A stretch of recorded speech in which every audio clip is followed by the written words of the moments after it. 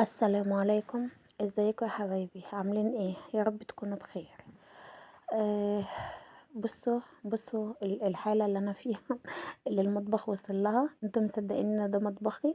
انا مش مصدقه. آه طبعا انا بقالي يومين. حمزه واخد دور جامد اوي، تعبان بقاله كام يوم. وانا كمان خدت معاه دور كده. فعايزه اقول لكم ما كنتش بعمل اي حاجه خالص، يعني كنت وكمان مذاكره هنا.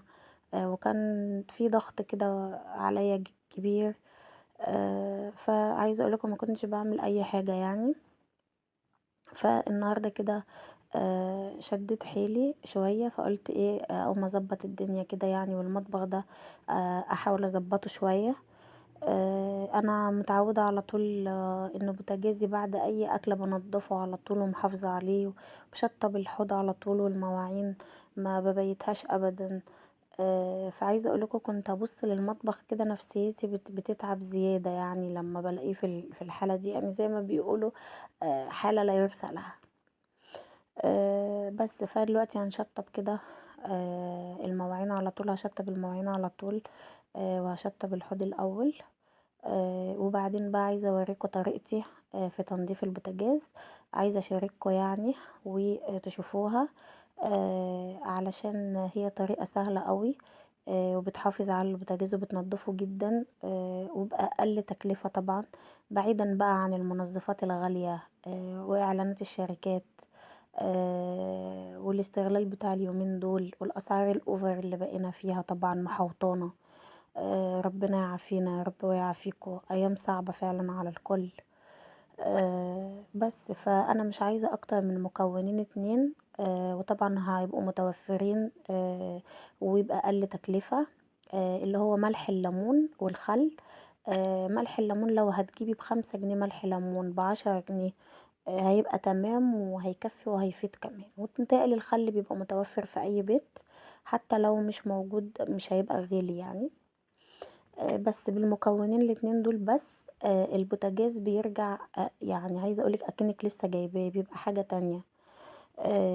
هو شوية ملح ليمون ومية سخنة والخل، مش اكتر من كده. بصوا بقى، انا بدأت كده، خلصت الحوض خلاص والمواعين. دلوقتي بقى هبدأ افكك اهو في حاجات البوتاجاز، في اي بقى طبق واسع عندك كده وهتنزلي بيهم. بس انا طبعا آه عايزه اقول لكم كل سنه وانتم طيبين. ويا رب الايام اللي جايه ديت والشهر الكريم يدخل علينا بالخير يا رب. وطبعا اخواتنا في غزه، يا رب الشهر الكريم يجي وهم يكونوا باذن الله مستقرين وامنين، وينصرهم على الظالم. يا رب يا رب بحق الشهر الكريم ينصرهم على الظالم ان شاء الله، وينتقم من الظالم، ويرجعوا كده في استقرار وفي سعادة يا رب. اللهم امين. دلوقتي انا حطيت شوية ملح ليمون زي ما انتوا شفتوا كده عليهم. ونزلت كمان على البوتاجاز بالملح الليمون. في الوقت ده كنت بسخن ميه في الكاتل زي ما شفتوا. لازم بقى ميه تبقى سخنه، نار كده مغليه، هتنزل عليهم ننقعهم شويه في ملح الليمون، وبرضو نزلت بيها على البوتاجاز. بس هتقومي بقى جايبه سلكه ناشفه، ودي الخطوه الاولى. وتنزلي بقى كده يعني بكل جهدك كده الاول.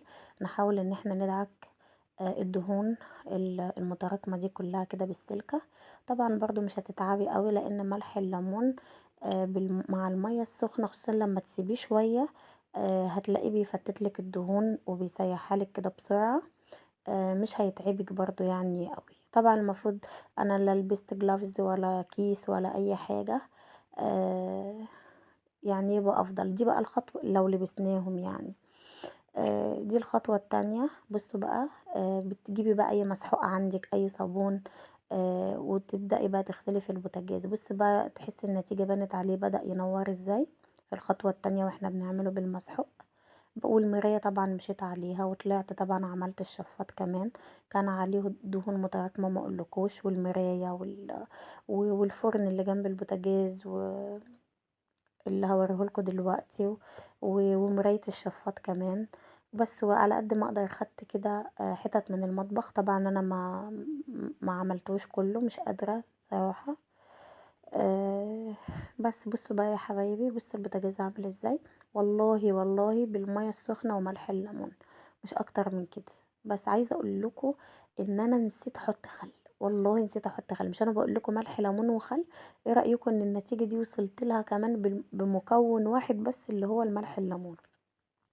ما بالك بقى لو حطينا الخل كمان هتبقى النتيجة افضل. بس هبدأ انا بقى، دي هيكونوا اتنقعوا شوية حلوين كده في ملح الليمون والمية السخنة. هتبدأي بقى كده، بصي هتبدأ تنور معاكي وانتي بتدعكي كده وبسهولة. بصي الفرق بين اللي في ايدك ديت وبين اللي في الطبق.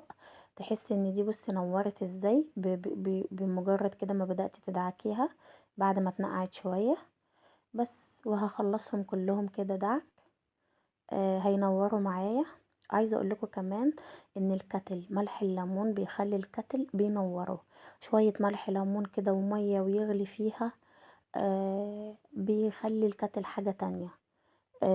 الخلاطات اللي عندك، الحوض لو الخلاط فيه حاجة، لو أي رواسب في خلاطات المطبخ، الحمام، الكبة بتاعتك، الخلاط، أي حاجة أي حاجة، أقولك ملح الليمون بيخليلك الحاجة مراية. والله سحر. ولا أي منظف غالي ولا أي حاجة، ولا تتعبوا نفسكم. شوية ملح ليمون ب5 جنيه ب10 جنيه. بصوا بقى الحوض، ببدأ بقى الحوض برضو كان بايظ خالص، وكان فيه برضو دهون وكان مطفي كده. انتوا شفتوه في اول الفيديو. خدت بقى المية اللي غليتها في ملح في الكتل بملح الليمون. لما غسلته نزلت بيها في الحوض. بص الحوض خلى الحوض عامل ازاي. وصفيت الحوض بقى، بصوا غسلتها برضو.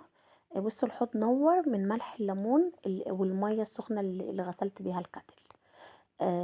بصوا بقى الخلاطات كمان، بص نورت ازاي. والله انا كنت شايفة وشي في البوتاجاز. وبص الخلاطات الواحد يشوف يعني عاملة زي المراية بتبرق قدامك. كل ده من ايه؟ من ملح الليمون، مش اكتر من كده. طبعا احنا في ايام صعبة والدنيا كلها، الدنيا صعبة على الناس كلها يعني. فاحنا بندور على اقل حاجة واقل تكاليف ممكن نخلي مطبخنا كده حاجة تانية ولا منظفات غالية ولا اي حاجة. طبعا هنا انا كنت بوريكم ايديا، بص بوظت وضوافر اسودت ازاي. بس ملحوقة مفيش مشكلة. هوريكم برضو هنعالجها وبحاجة سهلة جدا وموجودة برضو في البيت.